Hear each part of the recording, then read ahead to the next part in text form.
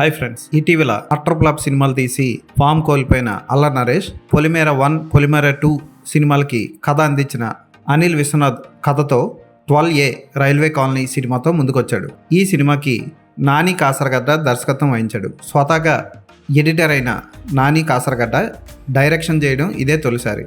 ఈ సినిమా ఎలా ఉందో చూద్దాం. కార్తిక్ టిల్లు అనే ఓ పొలిటీషియన్ దగ్గర పనిచేస్తూ ఉంటాడు. ఈ పొలిటీషియన్ క్షుద్ర పూజలు అయ్యి చేస్తూ ఉంటాడు. అలాంటి వ్యక్తి ఓ పార్సిల్ ఇచ్చి దాచమంటాడు. తన పక్కింట్లో తను ప్రేమిస్తున్న ఆరాధన ఇంట్లో వాళ్ళెవరూ లేనప్పుడు వెళ్ళి ఆ ప్యాకెట్ని దాద్దాం అనుకుంటాడు. కానీ అక్కడున్న దృశ్యం చూసి మైండ్ బ్లాక్ అయిపోతుంది కార్తిక్కి. అసలు అతను ఏం చూశాడు, ఈ క్షుద్ర పూజలు చేస్తున్న రాజకీయ నాయకుడు ఎందుకు అవి చేస్తున్నాడు, ఆ పూజల ఫలితం ఏంటి, ఇవన్నీ తెలియాలంటే సినిమా చూడాలి. ఫస్ట్ హాఫ్ అంతా ఓపిక్గా చూడాలి. ఏవో 1-2 ట్విస్టులు దాని చుట్టూ అల్లుకున్న కథలా అనిపిస్తుంది. ఇక సెకండ్ హాఫ్కి వచ్చేసరికి అదన్నా బాగుందంటే సెకండ్ హాఫ్ కూడా అలాగే తయారవుతుంది. లాస్ట్లో